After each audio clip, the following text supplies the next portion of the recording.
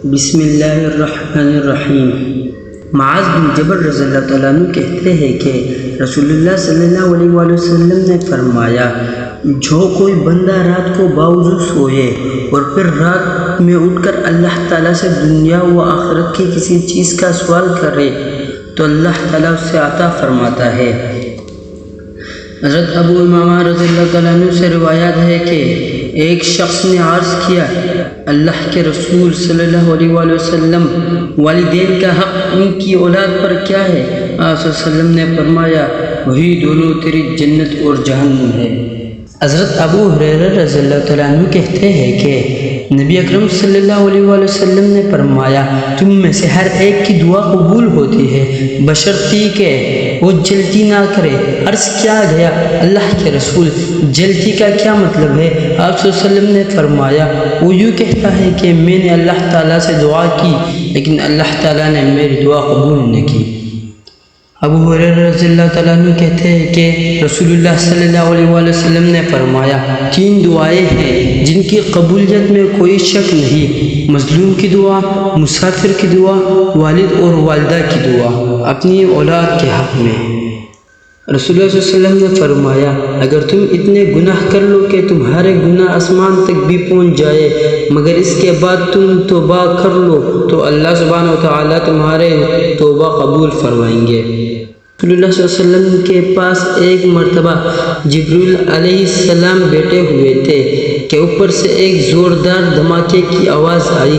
جبریل علیہ السلام نے اوپر دیکھ کر فرمایا، آج آسمان کا وہ دروازہ کھلا ہے جو کبھی نہیں کھلا تھا۔ پھر وہاں سے ایک فرشتہ نبی صلی اللہ علیہ وآلہ وسلم کے پاس آیا اور کہا، خوش ہو جائیے، 2 نور آپ کو ایسے دیے گئے کہ آپ سے پہلے کسی نبی کو نہیں دیے گئے۔ سورۃ الفاتحہ اور سورۃ البقرہ کی آخری آیتیں ایک حرف پر نور ہے۔ جو بھی شخص روزانہ صبح و شام کو یہ دعا 3 مرتبہ پڑھے گا تو اسے کوئی چیز نقصان نہیں پہنچائے گی۔ بسم اللہ الذی لا یضر مع اسمہ شیء فی الارض ولا فی السماء وهو السمیع العلیم۔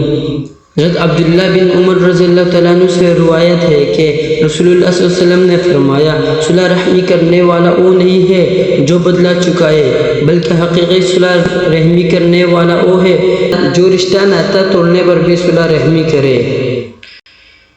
حضرت عبداللہ بن عباس رضی اللہ تعالیٰ عنہ کہتے ہیں کہ نبی اکرم صلی اللہ علیہ وآلہ وسلم نے فرمایا، تمہارے لیے یہی گناہ کافی ہے کہ تم ہمیشہ جھگڑتے رہو۔ حضرت ابو ہریرہ رضی اللہ تعالیٰ عنہ سے روایت ہے کہ نبی اکرم صلی اللہ علیہ وآلہ وسلم نے فرمایا، گالی گلوچ کرنے والے 2 آدمیوں میں سے گالی کا گناہ ان میں سے شروع کرنے والے پر ہوگا جب تک مظلوم حد سے آگے نہ بڑھ جائے۔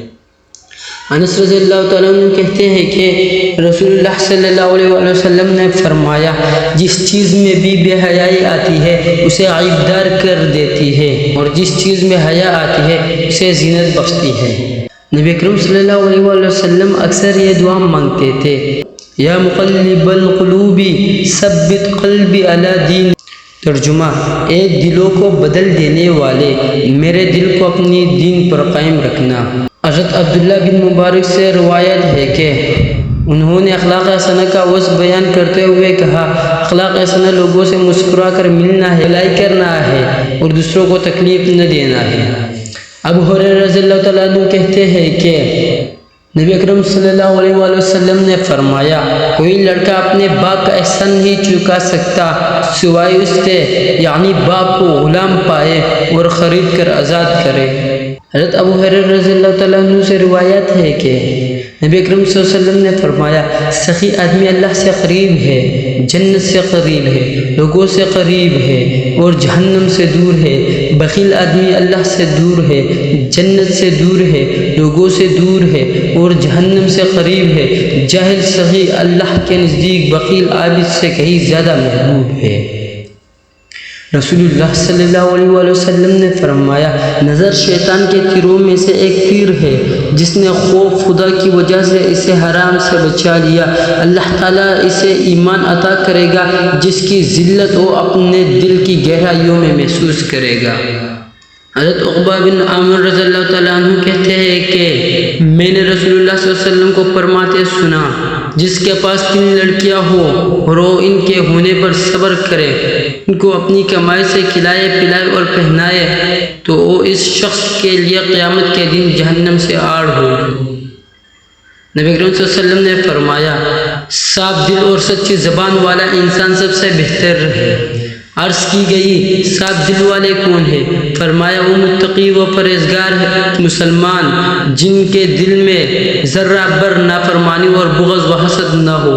عرض کی گئی، اس کے بعد فرمایا، جو دنیا سے نفرت کرے اور آخرت سے محبت کرے۔ جریر بن عبداللہ رضی اللہ تعالیٰ عنہ کہتے ہیں کہ رسول اللہ صلی اللہ علیہ وسلم نے فرمایا، جو شخص لوگوں پر مہربانی نہیں کرتا، اللہ تعالیٰ اس پر مہربانی نہیں کرے گا۔ سعید بن زید رضی اللہ تعالیٰ عنہ نے بیان کیا کہ میں نے رسول اللہ صلی اللہ علیہ وسلم سے سنا، آپ صلی اللہ علیہ وسلم نے فرمایا، جس نے کسی کی زمین ظلم سے لے لی، اسے قیامت کے دن 7 زمینوں کا طوق پہنایا جائے گا۔ حضرت عبداللہ بن مسعود رضی اللہ تعالیٰ عنہ کہتے ہیں کہ میں نے رسول اللہ صلی اللہ علیہ وسلم سے پوچھا، اللہ کے رسول، کون سا عمل سب سے افضل ہے؟ آپ نے فرمایا، وقت پر نماز ادا کرنا۔ میں نے پوچھا، اللہ کے رسول، پھر کون سا عمل زیادہ بہتر ہے؟ آپ نے فرمایا، ماں باپ کے ساتھ حسن سلوک کرنا۔ میں نے پوچھا، اللہ کے رسول، پھر کون سا عمل؟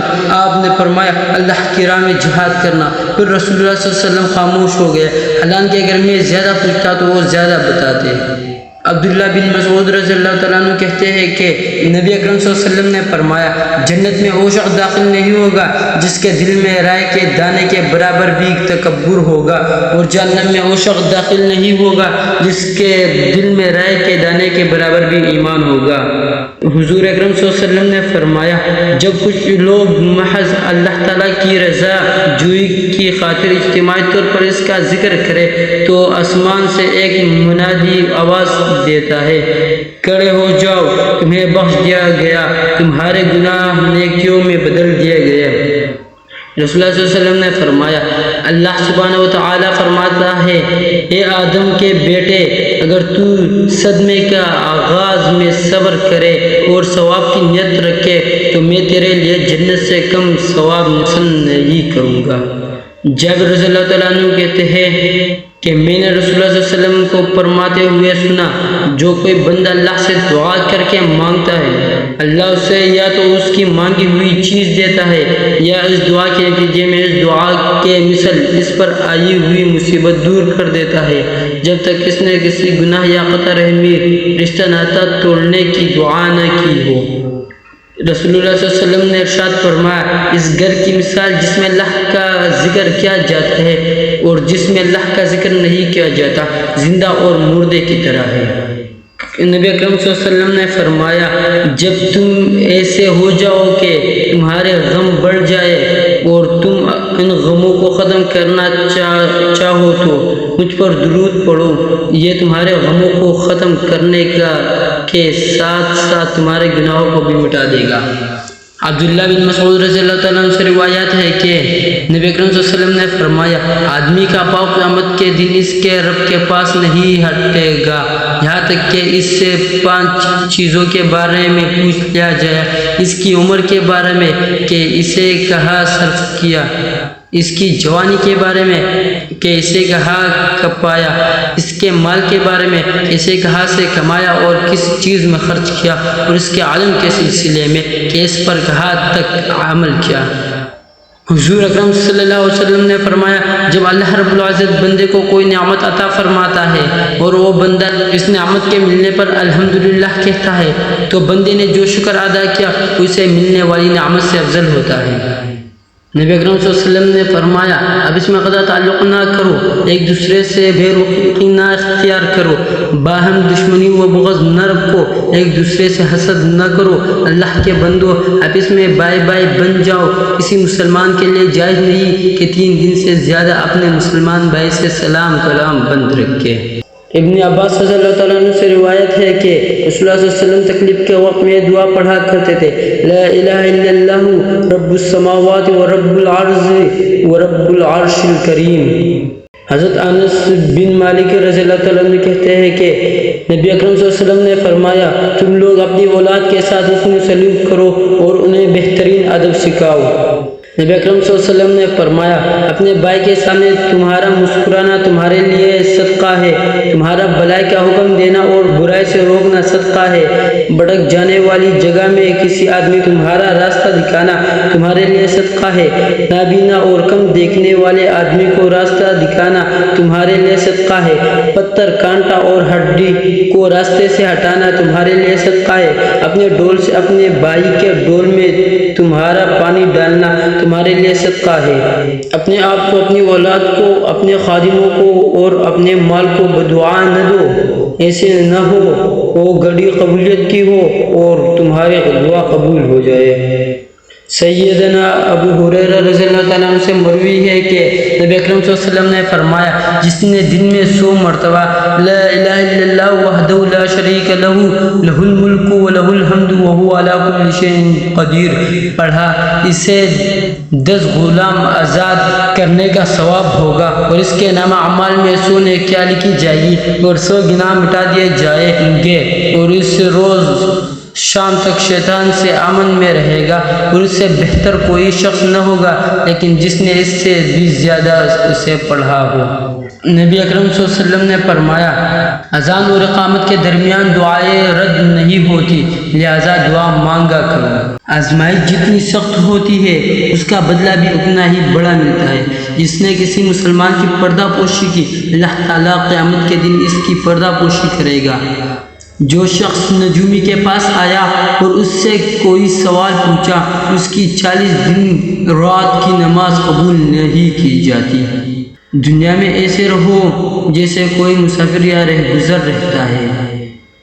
جب سونے کے لیے بستر پر جاؤ تو آیت الکرسی پڑھ لیا کرو، اس کی وجہ سے اللہ تم پر ایک مہربان فرشتہ مقرر کر دے گا اور شیطان صبح تک تمہارے قریب نہ آ سکے گا۔